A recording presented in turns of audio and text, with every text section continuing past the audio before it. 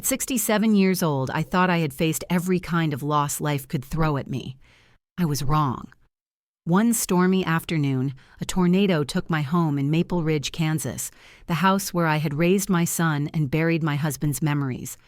And when I drove to my son Evan's doorstep, hoping for comfort and safety, I was met with words that cut deeper than any storm. "We need privacy. My girlfriend does not want you here. My name is Pauline Mercer, and this is not only a story about destruction, but about how love can return when you least expect it." When my own family closed the door, I reached for a number I had carried for 50 years. A faded card with the name of my first love, Graham Ellison. Nobody knew I still had it. I never thought I would call. But in that moment, alone with 3 garbage bags in a borrowed car, I dialed. The man who picked up was not just a memory. He was alive, successful, and still had the same steady voice I remembered from high school. And when he came to find me standing in that parking lot with nothing left, he said 3 words that changed everything. "You look beautiful." The afternoon began like any other Tuesday. I was in my kitchen in Maple Ridge, brewing tea the way I always did around 3 o'clock. The weatherman had warned about storms, but in Kansas that was nothing unusual. I had lived through dozens of spring tempests, but this time the sky shifted in a way that made my stomach twist. It turned a sickly shade of green mixed with black, a color I had never seen before. The air itself felt heavy, charged with something dangerous. At 3:15, the sirens wailed. Their pitch sliced through the calm of my kitchen. I grabbed the emergency radio and heard the words, "No one wants to hear." Large tornado on the ground moving northeast toward Maple Ridge subdivision. That was my neighborhood. 10 minutes, maybe less, to decide what I could save from an entire lifetime. My hands shook as I pulled an old suitcase from the closet. I filled it with the essentials of memory rather than survival. My wedding photo with Harold, our son Evan's baby pictures, my mother's pearl necklace, a few important documents, a handful of jewelry, 43 years of life reduced to what fit in one bag. The basement was dark, colder than usual, and I crouched in the corner, clutching Harold's worn sweater. The sound that followed was like a freight train tearing through the world above me. Wood splintered, metal groaned. The house that Harold had once been so proud of struggled against forces far greater than nails and beams could withstand. And then, silence. A silence so complete it made my ears ring. When I climbed the steps again, my legs felt weak. Where my living room once stood, there was nothing but sky. My rose garden looked as if a giant blender had torn it apart. The kitchen table, where Evan had done his homework, was jammed into the broken wall of the garage. I stood in the ruins of my life, and for the first time since Harold's funeral, 8 years. "I'll go," I cried. The next morning, I walked through the wreckage with an insurance adjuster, a young man who looked barely old enough to rent a car. He carried a clipboard, snapped photos with a digital camera, and never once looked me in the eye. To him, this was routine. To me, it was everything. After a short survey, he spoke 2 words that felt like a verdict: total loss. I swallowed hard. What does that mean for me? He cleared his throat and pointed at numbers on his sheet. Your policy covers $120,000 on the structure. With depreciation and deductible, you are looking at maybe $90,000. Maybe less, he said, at the way a cashier announces the total at a grocery store.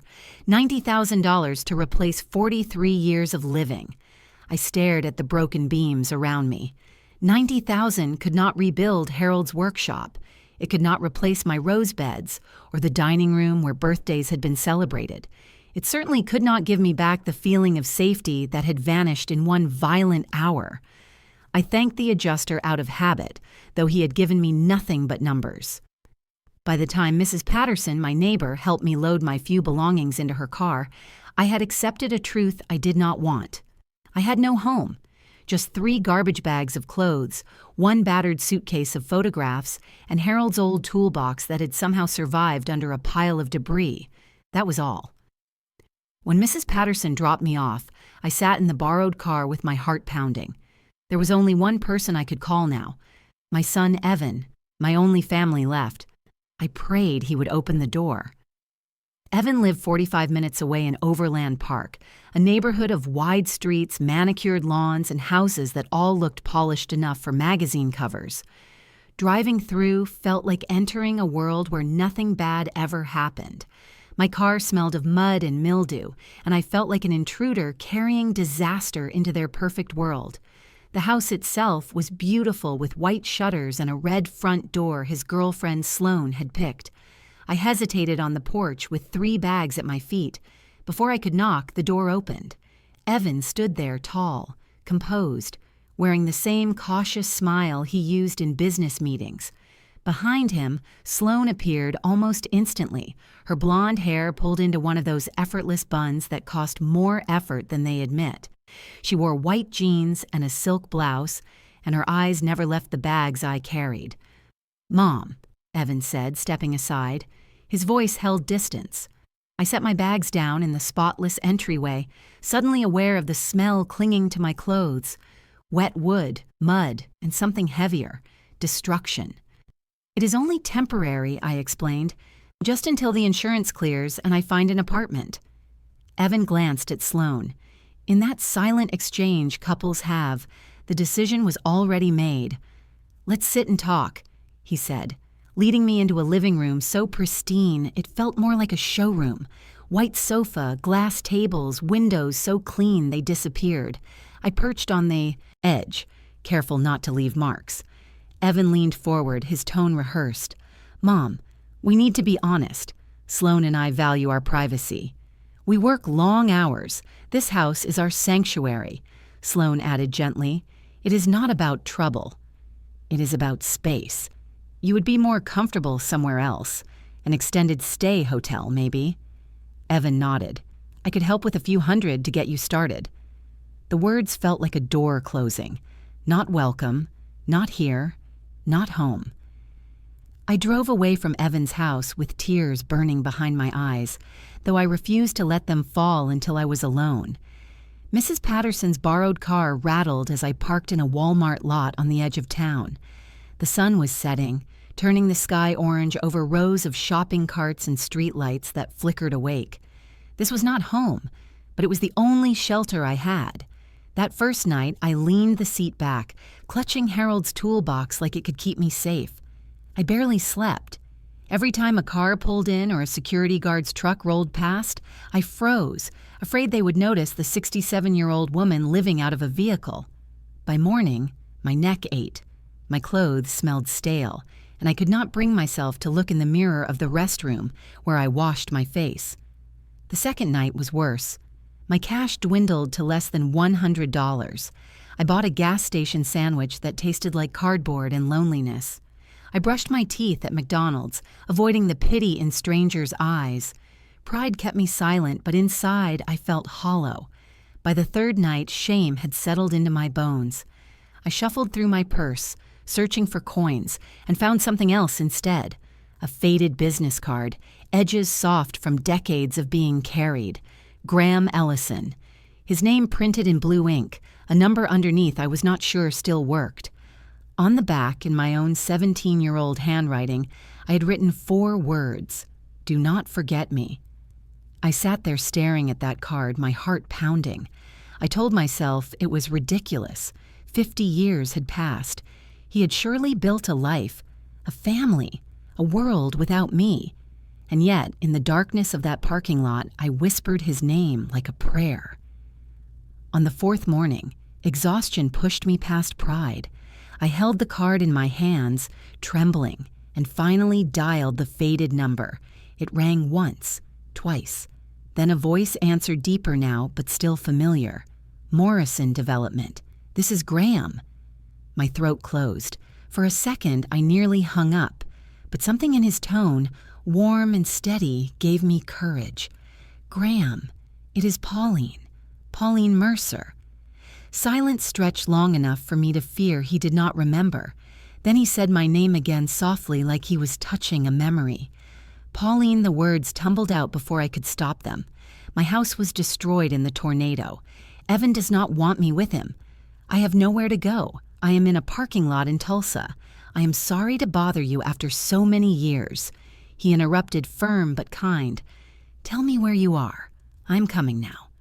I tried to argue, but he only repeated, himself, "Pauline, give me the address.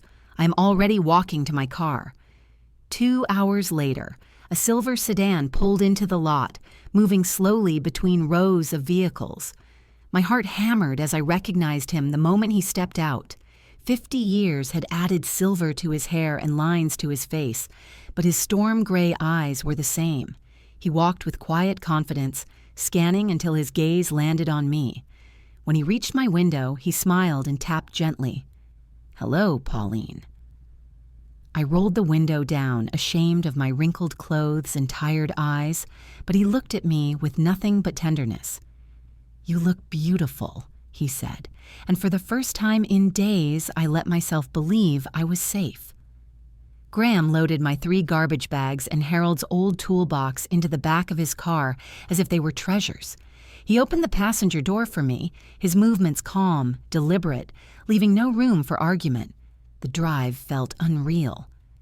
We passed rolling hills and neat neighborhoods until we turned through iron gates marked Prairie Creek Way States. His driveway curved beneath tall oaks and ended at a stone house with wide porches. It was elegant, not flashy, a home built to last. He showed me to the guest wing. The bedroom was larger than my old living room with windows overlooking gardens and a bathroom with a soaking tub. I stood awkwardly, afraid to disturb anything. Graham only smiled. "Make yourself comfortable, Pauline. This house has been too quiet for too long." The first week I tiptoed through the halls like a guest, but Graham was patient. Slowly we fell into a rhythm. In the mornings he brewed coffee while I sat on the porch, watching finches dart among feeders. In the afternoons we walked his property where he showed me the greenhouse, where he raised orchids. In the evenings, we cooked together. He moved easily around the kitchen, but when I prepared a pot roast from an old family recipe, he said it was the best meal he had tasted in years. No one had appreciated my cooking like that in a long time. One night by the fireplace, Graham told me he had once proposed to another woman, but called off the wedding. I asked why. He met my eyes and said simply, "Because it was not you." For the first time since the storm, I felt I could breathe again. It did not take long for Evan to notice that I was no longer calling from motel or shelters. One afternoon, my phone lit up with his name. "Mom, where are you staying?" Miss Patterson said, "You left the extended stay place." I hesitated. "With a friend," I answered. "A friend?"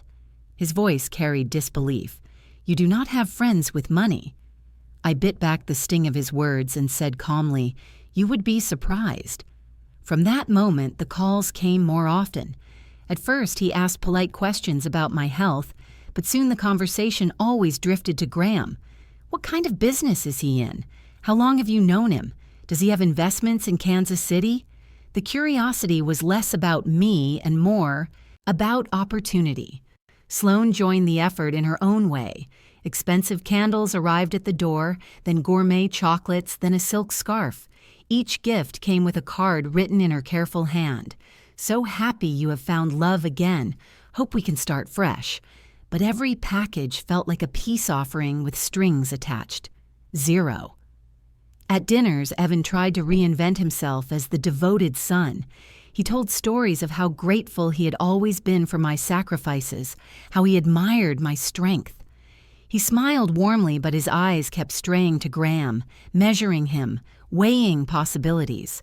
I sat across the table, listening, knowing it was revisionist history. Graham never called him out directly, but under the table, he squeezed my hand, steady and reassuring. His quiet message was clear. "I see what is happening. You are not alone." One evening, Graham told me he had invited Evan and Sloan to dinner. His voice was calm but firm. "It is time we clear the air, Pauline." I spent the day anxious, unsure what he planned. When they arrived, Maria served a beautiful meal, and for a while conversation stayed light. But once coffee was poured, Graham leaned back in his chair and spoke with a steadiness that left no room for doubt. "I want to talk about expectations," he began. "Evan, you have shown a new level of interest in your mother since she came to live here. You ask often about my business, my investments, my plans, but I remember the night Pauline had nothing and needed a place to stay. That night, you and Sloan said you needed privacy. You called this house your sanctuary. You closed the door on her." Evan shifted in his chair, his face flushing red. "That is not fair," he muttered. Graham's voice never wavered. "What is not fair is to treat your mother as a burden when she is struggling and as an asset now that she is secure. If you wish to be part of her life because you love her, you are welcome. But if you are here because of what you think you might gain, then you are wasting everyone's time." The room fell silent. Sloan stared at her hands, her lips pressed tight. Evan looked at me, then at Graham, his jaw clenched. For once, he had no practiced lines. Graham's words had drawn a line in the sand, a line that finally placed me at the center, not the edge of the story. 6 months after the storm, Graham asked me to marry him. There was no dramatic proposal, no ring hidden in champagne. He simply took my hands one morning on the porch and said, "Pauline, I do not want to spend another day without knowing you are my wife." My answer was yes. Before he finished the sentence, we chose a quiet ceremony in his back garden. The October air was crisp, the trees brushed with gold, and the sky clear as glass. I wore a simple blue dress, Graham said, matched my eyes. He wore a charcoal suit that made him look distinguished and strong. Our witnesses were Maria, the housekeeper who had become a friend, and Thomas, his longtime business partner. Inviting Evan was the hardest decision. I told Graham I was unsure, but he gently reminded me, "He is your son. You will regret not giving him the chance." So I called him. "Evan, we are getting married on October 15th. You are welcome to come, but Sloan is not invited." His silence lasted so long I thought the call had dropped. Finally, he said, "Mom, you hardly know this man." I answered quietly, "I have known him longer than I knew your father when I married him." On the day of the wedding, Evan arrived alone. He was polite, reserved, and watched carefully. But when the minister pronounced us husband and wife, I felt lighter than I had in decades. This time, the vows were not about performance. They were about truth. After the wedding, life settled into a rhythm that felt both new and deeply familiar. Graham and I shared mornings over coffee, afternoons in the garden, evenings by the fire. For the first time in years, I hummed while cooking dinner, my heart lighter with every passing day. Evan began calling again, but his tone had changed. Instead of questions about Graham's business, he asked about my roses, about whether I had joined a book club, about how I was feeling. The conversations were shorter, less polished, almost genuine. It was not the closeness I had once dreamed of, but it was honest, and perhaps honesty was a stronger foundation than forced affection. Sloan disappeared from the picture. No more packages on the doorstep, no carefully worded cards.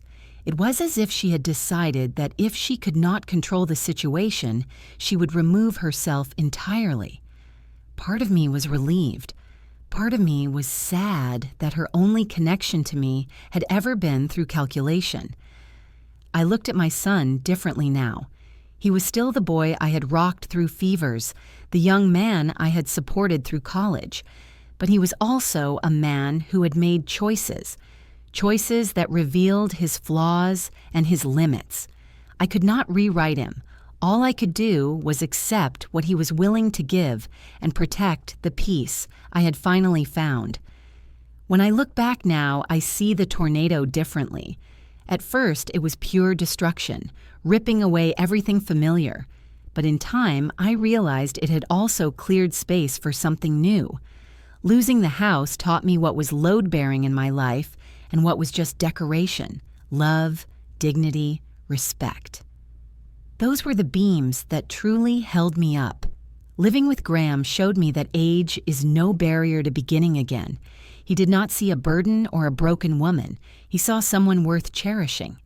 His steady presence reminded me daily that love is not about drama or grand gestures. It is about showing up, listening, and choosing each other again and again. With Evan, the relationship is not perfect. Perhaps it never will be, but it is real now, not a performance. That alone is progress. I no longer measure my worth by how much space I take up in his life. I measure it by the peace I feel in my own. The storm tore apart my old world, but it gave me a chance to build another. And sometimes when you lose everything, you finally discover what you truly needed. If this story gave you hope, please like, share, and tell me your city in the comments below.